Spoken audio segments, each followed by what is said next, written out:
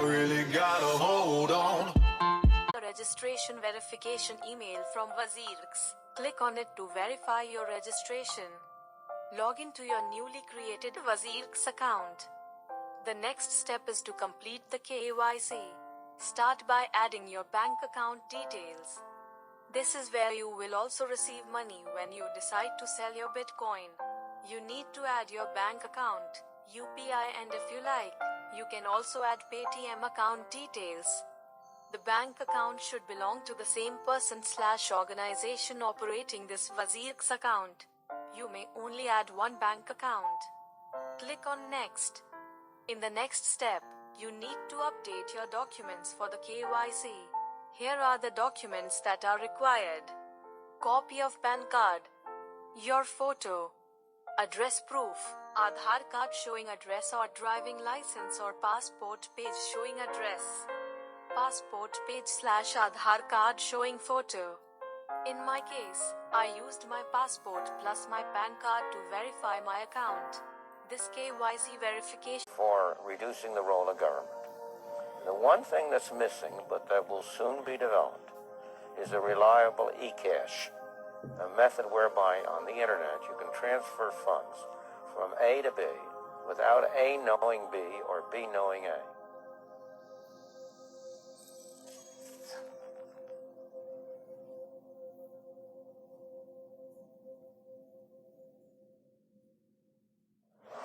What is a Bitcoin? What is Bitcoin? What backs a Bitcoin?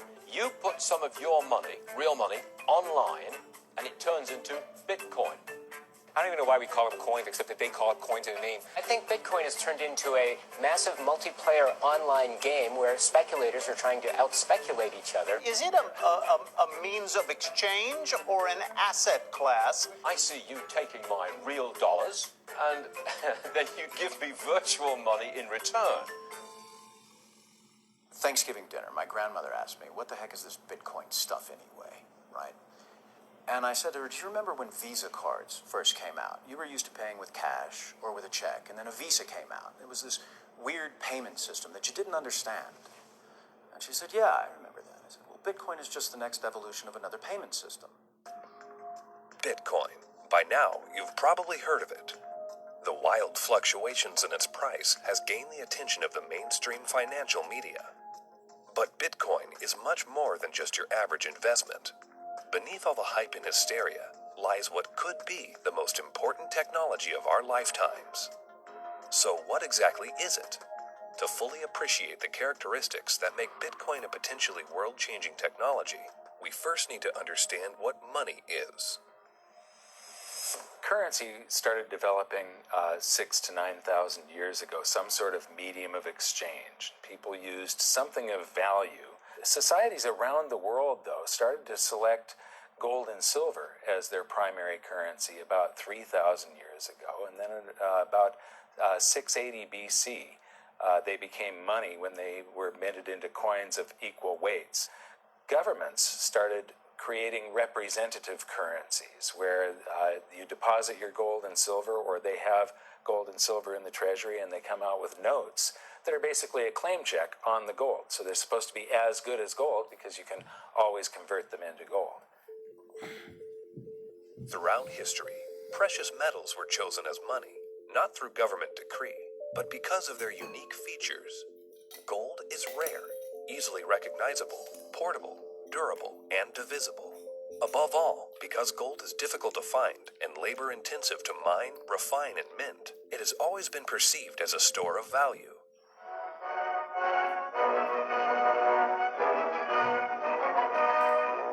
At Bretton Woods, New Hampshire, delegates from 44 allied and associate countries arrived for the opening of the United Nations Monetary and Financial Conference.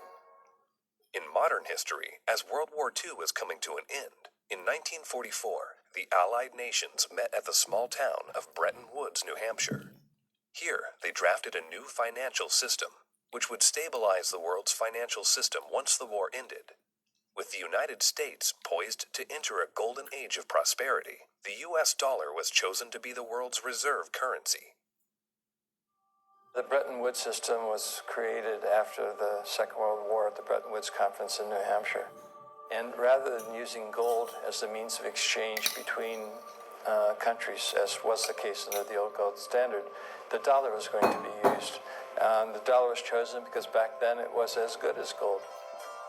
Under this new system, the countries of the world would tie their currencies at a fixed rate to the US dollar. And because most of the world's gold was held in US vaults, the US dollar would be backed by gold at a fixed price of $35 per ounce. This created a system where the currencies of the world were effectively backed by gold through the US dollar. I have directed Secretary Connally to suspend temporarily the convertibility of the dollar into gold or other reserve assets. The Bretton Woods system lasted for about 25 years, but in August of 1971, President Richard Nixon called for an emergency press conference where he announced foreign countries would no longer be able to convert their US dollar holdings into gold. This surprise move would come to be known as the Nixon shock. With this one announcement, President Nixon effectively created our current monetary system, a system where no currency is backed by gold or anything of value. This is what is known as a fiat currency. Fiat currency is currency that's backed by nothing except government promises. The word fiat is a Latin word, and it basically means currency that's circulating by force.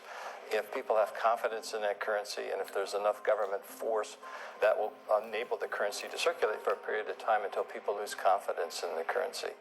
Money is a medium of exchange, and the way it has evolved is that it's always something of intrinsic value until the modern age, when the politicians say, well, we don't need anything of intrinsic value anymore. All we need is political decree. We can say this is money, this piece of paper is money. Now money has a new characteristic. But underneath it all, there's this same concept in place that nobody ever seems to challenge, and that is that governments have a right to declare something of no value to be money, and you must accept it. That's really the problem, and it's still the problem today.